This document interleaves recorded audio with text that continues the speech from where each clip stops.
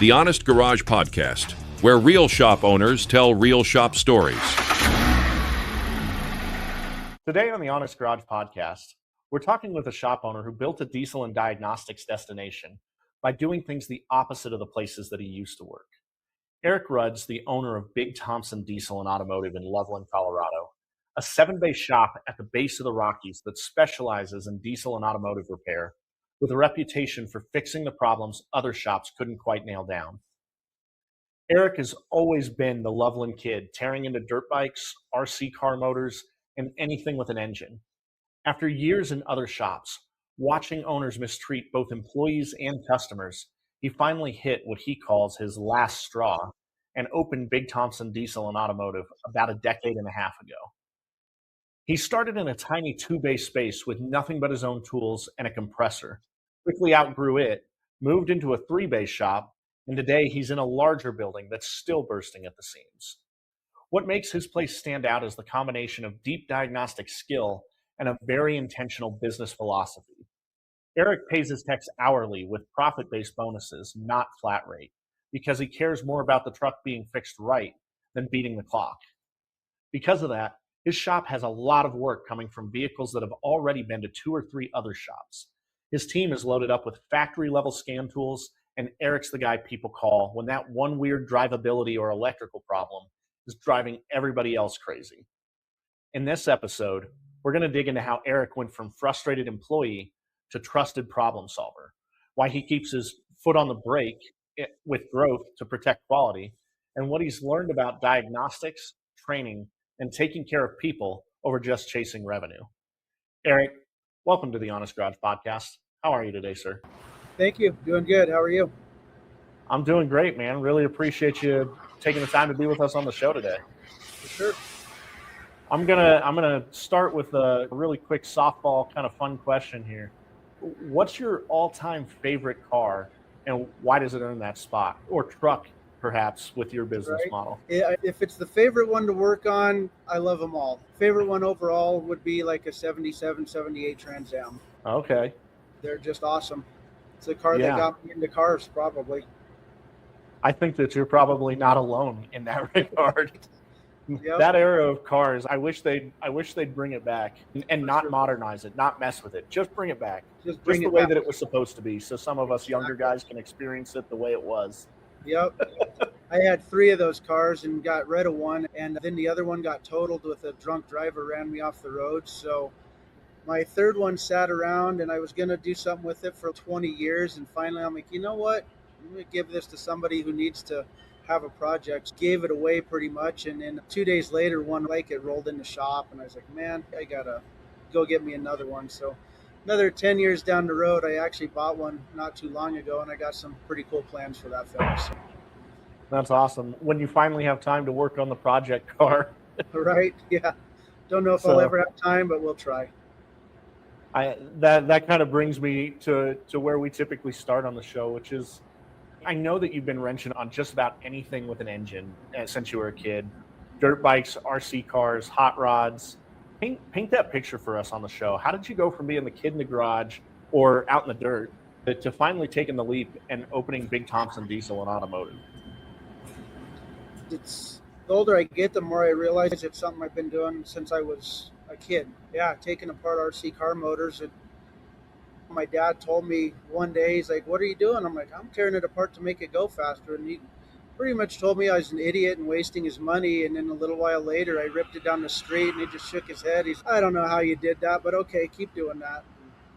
Fixing my BMX bikes, and then it just worked out. In high school, I had the Trans Am, obviously, and worked on that. High school auto shop, I remember the instructor was teaching everybody else how to check oil and change tires, and me and my best friend, you guys got a green light, just go in the shop, do what you want to do for the next hour, and you got an A. Worked on those and just ended up going to work for a professional shop, and it's worked its way to here. Yeah, and you couldn't have asked for a better experience in a high school shop class. Right, yeah. Nothing like getting an A and getting to work on your car. Right. Yeah, we had free run of the whole place. He's just, you guys go over there and do what you want to do. We know you're way ahead of these guys, so keep doing that. Yeah, it's nice when they weren't going to slow you down for the sake of the rest of the class. Yeah. Yeah. I know on the prep call you said you started Big Thompson Diesel and Automotive because you were sick of how the previous employers treated customers and employees. And I'm curious, what were some of the moments that kind of pushed you over the edge? And what are the two or three things that you decided you were just never going to do in your own shop? Oh man, lots of things. A couple that stick out in my mind is just how, yeah, overall, just how they treated us employees. It was always super high pressure. We got to turn this many cars a day. It doesn't matter if they're fixed right or wrong. They've got to be turned every day. We got to do this much work every day in order to keep the lights on. And then just in the background, not standing up to their word, not paying us what they promised they were going to pay us, and then seeing them just mistreating customers and vehicles. Things were getting sold that didn't need to be sold. Things weren't getting sold that should have been sold. The pricing of things was just ridiculous at times, and customers don't deserve to be treated that way. And ultimately, in the background, we were suffering. We were going home with the headaches. We were going home with all the stress of an ownership position, but they had the several $1 million houses on the side of the hill that nobody should afford in the position they were in. So they were just robbing Peter and not paying Paul, and they were doing everything wrong. I know your customers are appreciative that you opened up a different alternative. And it sounds like your employees are too. And it brings me to that next point about the way that you've set up your shop. I know that it's built, everything you do is built around quality with hourly pay with bonuses instead of flat rate. I know you personally triage a lot of vehicles. You get a ton of jobs that other shops couldn't fix. How do you design the day-to-day workflow so that quality control actually wins over speed and billable hours?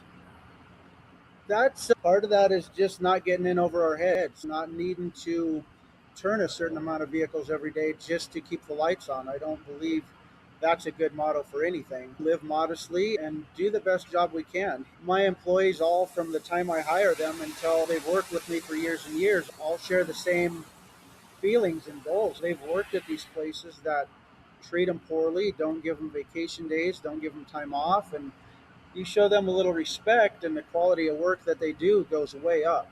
But as far as the day-to-day operations, it's usually by the time people get here, they kind of understand that, hey, we're not just going to turn and burn. We're not going to throw this job out the door. So we train the customers coming in the door, hey, be patient with us because we want it fixed. We're not going to throw 10 vehicles out the door just to throw 10 vehicles out the door. So it's a communication from the time the customer walks in. Yeah, I think communication would actually be probably the most important thing, even ahead of doing a quality repair, because if the customer doesn't understand why you needed to do the repair to begin with, it's really not going to matter to them. You could do the best job in the world, but if you can't explain it to the customer, they're not going to actually value the work that you did. That's true. And that's another thing I always tell my customers every day is everybody can be a hero one day a week, but how do you treat your customers when you have that bad day? And a lot of these other places, they'll throw a pile of parts at it or they'll do a poor repair, and then the customer's just left stranded. They're not taking care of them on the back end. They're selling them more parts to cover that they misdiagnosed it in the first place. If I misdiagnose something, I'm taking the part off, throwing it in the drawer for a good test part for the next vehicle, and I'm not charging that to the customer. But we take care of our customers even when we have a bad day. Hopefully we eliminate as many of those as we can, where I don't feel that's the industry standard. Yeah, I agree. And I think that there's a case to be made for people wanting to get paid for the work that they're doing. But I think that there's a stronger case, in my opinion, and it sounds like yours, where you're actually getting paid to solve a problem more than you're getting paid for the work that you do. And Right. if you don't, even if the work you do doesn't solve the problem, then you still haven't accomplished what the customer is actually paying you for. Yeah, you want to make sure that if they come in with that engine light on or whatever their concern may be, that not only does it leave, what caused that problem, especially in the diesel world. 99% of these trucks, for example, I'm staring at a 6-liter right now that's been in 3 or 4 shops. That truck has been diagnosed as needing injectors. The last 2 shops have put new injectors in that truck, and it's back here with bad injectors. Those injectors don't fall over and die on their own. Something kills them. So what's being missed is what caused the problem in the first place. Let's solve the why, and that could be 3 or 4 other bad components causing that, but nobody's looking at the why do they keep failing. They're looking at the, yep, they keep failing. Let's throw another set of injectors in, take the easy money, and okay, it's running, send it down the road. So I don't believe in that philosophy. Yeah, and I think that brings me to the next point is that I know you're known as like the diagnostic guy, especially on late model diesels. And now you're building that hands-on diagnostic class to help other mechanics in the area that you mentioned. And I'm curious, what's driving you to share your knowledge? What are some of the biggest gaps in how techs are being trained today? And how are you bridging that gap? Yeah, it's something I'm working on, is working on a training that not only my people can benefit from, but trying to get something out there for the masses. But one of the things I see the biggest issue with training, like I just went to a class the other day. It was should have been a pretty good put on class. It's full, probably half full of people. There wasn't completely full, and it makes me wonder, like, why is this only half full? There's more mechanics out there now than there has ever been. There's more shops than there's ever been. Where are all the people taking classes at? And then on the other hand, I sit there listening to the instructor, and he's halfway covering the material, and he's not got his heart and soul into it. And the material is, it's above some people's heads, and it's way below other people's heads. And I feel like people just give up on the training. They're like, man, that's too much for me. That's not enough for me. Nothing's in it for me right here. So there's a big disconnect in expectations and reality and what you're going to get out of a class. It almost sounds like a tiered training approach might be needed. Almost as much as a lot of people hate the college education system, the idea of a 101 level, 201 level, 301 level Right? class, Yep. so that you're not talking above people's heads and the people who are more advanced aren't having to relearn the basics 50 times. Exactly. Uh, Yeah. And years ago, CarQuest training, gosh, 30 years ago, did that, and they went level 101, 201, 301, and you built on it year after year. But after you're in it for 3 or 4 years, you have a young mechanic coming in and you're teaching them level 4 stuff. I'm like, that training needed to kind of go back in time and start over again instead of trying to keep going. You still got to go backwards and teach those younger guys those first year or two of basics. So a lot of those basics are missing. So even now, if I go to an advanced level class and the instructor starts talking about hooking up a lab scope, I look around the class and there's deer in the headlights look. Everybody's, what's a lab scope? How do I hook that up? We need that 101 class and teach them how to hook yeah. that up, why to hook that up, what to look for again. Let's not say, hey, everybody should go buy a $10,000 lab scope. Yeah, you'll be able to use it. Okay, how can I use it? What should I use it for? How can I hook that thing up? How do I even plug it into my computer at this point? So, Well, and helping people see the value in it too, and investing in not just the training, but the equipment that comes out of it. It's not cheap to work on trucks. no, It it's just not. isn't. And I think you touched on another point there, as far as like training in the industry goes. I really think that there's a gap in awareness in what those training options are that are out there. And I think you mentioned like the class was half full of people, and there's a need out there for There the is. training. But I think we have a responsibility on the marketing and communication side of this industry to do a better job about making techs and shop owners and the entire community aware of what those training options are so that you guys can go in and do the training that you need to do to serve the customers.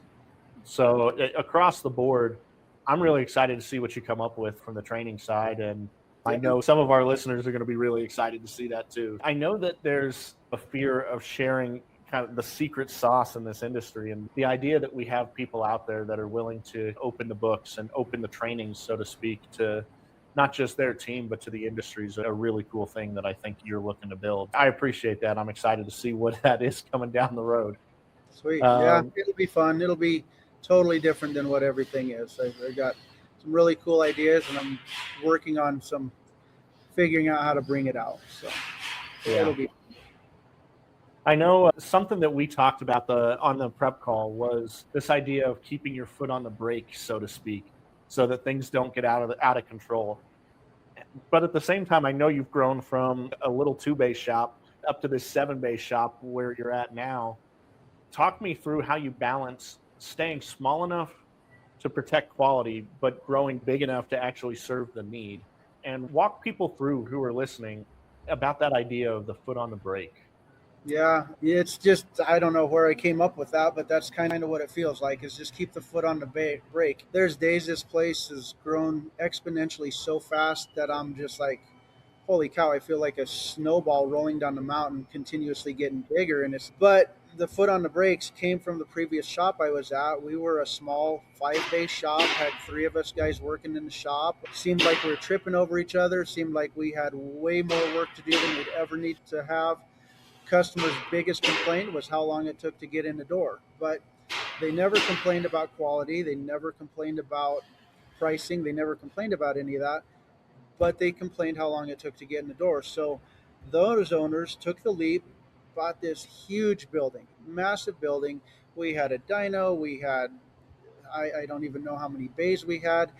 And immediately the disconnect started because one of the owners liked his small little shop, liked just doing things right, and the other one liked money. And when you have a building that big, money has to be a driving factor to keep the lights on, and I see that. And unfortunately, they don't even hardly talk to each other anymore. That business is still in business, but the 2 owners aren't the 2 owners anymore. One of them's still involved. The other one sold his half of the business he started and just walked away from it. So getting too big too fast in this industry, and too big in general, quality control once we got into that new building was our number one biggest thing, because you have to put so many cars through every day to keep the lights on.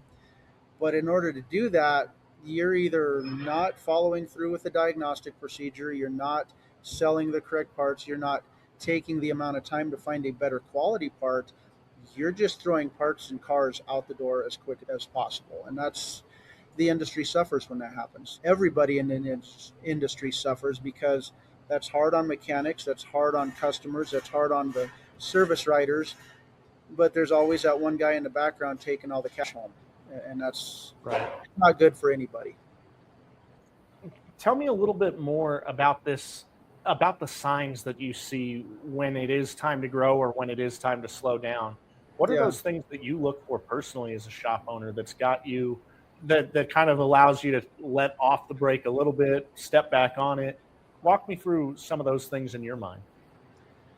It's always a calculated risk. We were at the last building location we were in, we were set up, we had a good thing going, but we had pretty much outgrown that the first day. And it finally got to a point where it's like, you know what?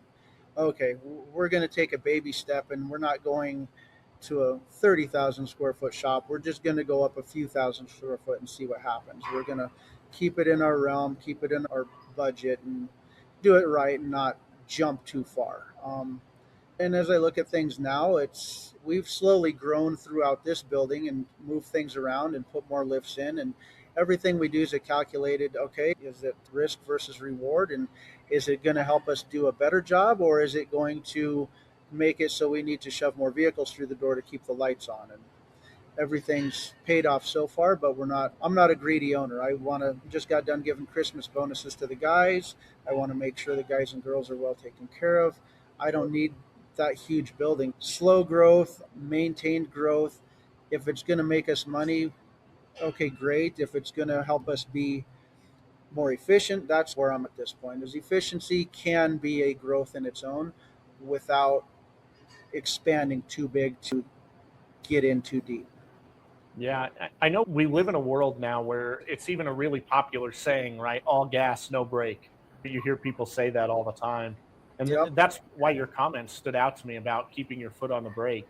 And Yeah. it sounds like, I know in business, there's this idea of risk tolerance as a common term that we hear: low risk tolerance, high risk tolerance. Where do you think you put yourself on that scale? And do you feel like you've nailed it? Do you feel like you've always been like timed everything perfectly in growth? Or where do you think a shop owner should be, or should look to be at least? That's a tough call. As far as timing it on my own, I think we've timed everything really well. We knew when the time was right to get away from the shop I was at before. We although that was more, I'm either going to leave the automotive industry or I'm going to go out on my own, but we're not working for these people anymore. And this industry is great, and every shop owner is going to be a little different as where their risk versus reward is. Some are going to want to be as big as they can possibly be, and if that's what they want to do, that's great. I just caution the whole industry needs to do a better job at putting properly repaired vehicles out the door, and I feel too big that gets lost in the, okay, we're so big, we need parts and vehicles out the door, and that risk versus reward. And that goes back to another point, is if you get too big too fast, you have to have a certain amount of mechanics sitting there ready to go to turn that amount of vehicles out the door in order to keep those lights on. If you're paying those guys flat rate, they're sitting there not getting paid when times are slow. So you got to know where that balance is at. So being I pay these guys hourly, I don't really want that slow time, because then it hurts me or I have to send them home. But luckily, we've never had a slow time since we've opened the door. So we're right now there's 27 vehicles in the parking lot waiting to get fixed. But Yeah, and I know that's an enviable position for some of our listeners out there. Yeah. And I think the intentional growth is part of what's behind that. And that to me comes, I think, because you sound like you're a real thinker. Like you spend a lot of time thinking about all of this. You're not really shooting from the hip very often. And I'm curious how you work that thinking time into your day.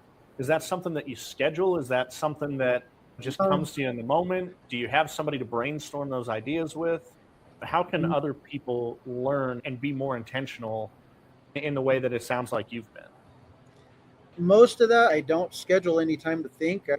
You mentioned all foot on the throttle. I always use the term close my eyes and floor it. That's how we used to ride dirt bikes. So if you knew you were going to crash, close your eyes, hold it wide open, and hope something happens. Sometimes you have to do that in this industry too. But no, as far as the thinking things through, I find a zen spot when I'm diagnosing a car that has been at 4 or 5 places and isn't been repaired. I start working, look at a wiring diagram, and as I'm staring at the diagram, my brain is working on that and 3 other things at the same time, and find a little happy spot right there, and it just stuff comes out of my brain. So It's like an athlete getting in the zone. Kind of, yeah. I'm probably wired a little different, but that's how it works for me. Do you find when you're solving those complex issues, the ones that the other shops couldn't handle, that a customer's maybe a little bit more patient, will give you a little bit more leeway to actually do the advanced diagnostic that's necessary? Do you almost see that as a benefit that it's been to 3 or 4 shops first because it allows you to take the time to diagnose it properly? Or do you feel like the customer's not any more patient the 3rd or 4th time around? That's funny. It's a very, how do I put it? Yeah. Some customers, exactly that. They're super understanding. They're like, oh my gosh, I just hope you can fix it because I'm giving up on the automotive industry altogether. I'm selling this car. I'm getting an Uber. I don't know where I'm going in life. And then you spend some time, fix them, and you can actually fix some of these customers into people who are like, oh my gosh, you guys are amazing. I still daily get those customers who I'm like, okay, you've had this at 4 shops. Can you please leave me this car for 3 or 4 days? Let me just wrap my head around it. It sounds like it's an intermittent problem. I'm not going to charge you for every hour I'm in that car driving, but you know what? Let me take it home with me for a few days. Let me see if it screws up while I'm in the seat, and give me a few days with it. And they'll call us 3 hours after we picked up or they dropped off the car and say, hey, do you know anything yet? And it's, man, give me a few days, please. Exactly. Just a few days, please. So some of them, after they've been to several shops, I understand their patience is thin, and rightfully, if I called 3 or 4 HVAC guys and couldn't get my furnace fixed, I'd be pissed. So I understand their concern, and we try to alleviate any pain off of them that we can. And there's been times I find a bad wire in 2 minutes and don't even charge them, and they're the happiest people ever. There's other times where it's a true mystery, and man, you got to drive that car for a while, and throwing parts at it's never going to fix it. You have to put your finger on the problem in order to actually fix that car, and sometimes that takes time. It's not easy. Sometimes it takes research and sitting down on the couch at night after the doors are locked to sit down and turn on a show and pull out the computer and start researching hundreds, if not thousands, of pages of information to find the cure for that car. So Yeah, it's not easy. that leads me really to the question that we ask everybody that comes on the show. Obviously, we run the Honest Garage podcast here. I'm the owner of Honest Mechanic Marketing. The term honest means something to me personally.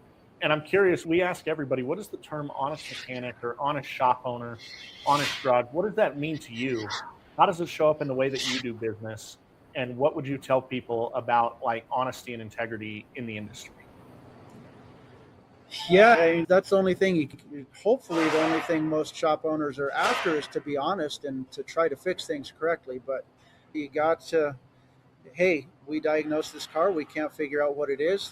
Be honest and don't charge them for those $1,000 worth of parts you put on. If you put them on and it didn't fix the problem, it's not honest to sell them those parts and have them feel bad and go down the road. So unfortunately, there's too much of that going on in our industry. And the honesty part is I get a car in here and I spend days on it and they're getting impatient. Hey, sorry, I'm not going to charge you anything, or this is a direction I think we need to go. If sometimes you get to that point where you have to take a gamble and be like, man, this part's probably what it is. I've done every test I possibly can. You put that part on and it doesn't change anything. You just take that part right back off. I mean, that's honesty right there. You don't charge that customer for that part. You find the problem. You keep digging. You keep finding the problem. Honesty has to be that. It has to be honesty. Hey, that didn't fix it. Instead of, hey, that kind of fixed it, but we really don't have it all the way fixed. So let's sell you something else too, and that'll probably fix it. And that's where customers end up not liking our industry at all. Yeah. And I think that some of it really comes down to recognizing your own limitations. If you're really beat, and sometimes I think that happens to everybody in this industry, sometimes the truck wins. And I think when that happens, the best thing you can do is, well, find a guy like you who's advanced at diagnostics and who's going to spend the time to get it right. But I think that we're all really proud, right, in this industry. We've worked our whole careers at trying to be the best at what we do. And it's frustrating when the truck still wins at that point. Yeah, it sure is. Sometimes the best thing you can do is phone a friend. Phone a friend, call the shop down the street, see if he's got any ideas. I got a great group of guys here. When we get that one kick in our butt, I get all of us involved. And sometimes it's just a different perspective or brainstorming, working it out together. We can't always fix every vehicle that's in the door, and everything is fixable eventually. Sometimes customers' expectations are unrealistic, especially if it's been in several places, and I don't blame them. But phone a friend, do the research, find a solution. If you're stumped and can't find a solution that's going to work in that customer's time frame, somehow a solution has to be made. And sometimes a truck wins, and it's not because you want it to win, it's because time limits success. It's like a 2-minute drive in a football game. You only got 2 minutes to score 17 points or whatever. Your time's against you. So we try to get that time out of the factor and let customers know up front, hey, you've been in 3 or 4 shops. We're not going to stress about time here. If you're stressed about time, we need to figure out what we can best do for you. And if the vehicle is going to win because we're limited in time, it's because the clock beat us, not because we beat ourselves. There you go. Yeah, change the rules of the game. If time is the constraint, see what you can do to remove the constraint so you can focus on the problem properly. Yep. I like that. I think that's probably going to wrap us up in terms of the questions. I just want to say one more time, huge thank you for being on the show, sharing your knowledge, and sharing the story behind Big Thompson Diesel and Automotive. Before we officially wrap up, what's the best way for people to connect with you, learn more about what you're doing at your shop, learn more about anything you're doing in the future, and just a good way for them to touch base if they got value out of the conversation? Sure. Obviously, call the shop here at 970-541-0629. Email is always good. You can find us at Google, just under Big Thompson Diesel and Automotive. Facebook, we're big on Facebook too. People all over the place post us on there, and I'm always trying to do fun little things for our customers too on there. Post fun fixes that we found or different things like that. We're trying to stay active there so people can see some of the goofy stuff we get to deal with. That's great, man. I really appreciate you sharing how people can get connected. Sure. For our listeners out there, if you got value from the conversation, please share it with another shop owner. Subscribe, as always, to the show on your favorite platform so that you don't miss future episodes. Leave us a review on those favorite platforms. It helps the show grow. It helps more shop owners find us, more industry professionals find us. The same way getting reviews in your shop helps people find you. It really helps more than. And for more resources and real world marketing advice, obviously, reach out to us at Honest Mechanic Marketing. We'd be happy to help you. And as always, thank you for listening, and keep it honest in the garage.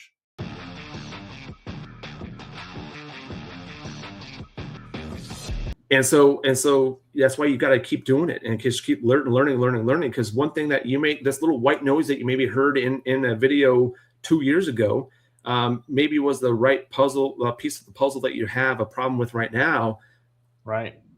But you weren't paying attention to it then because it wasn't a problem then. And so, I always filter out, like I can hear all this stuff going on and it's like, oh, okay, ting, ting, ting, some key words.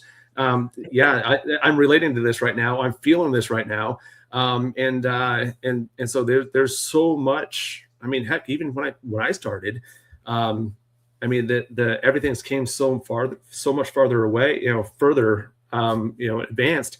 Can they talk the talk and walk the walk? That's the first thing. That's the first thing that comes to my mind. Because that's kind of how everyone is, and everyone puts you under a spotlight. Everyone says that I'm honest and this and this and this, but there's not too many platforms, especially like how you're doing this, how this conversation is. That is just kind of let loose without like a built-in itinerary or back in message or something. You know what I mean?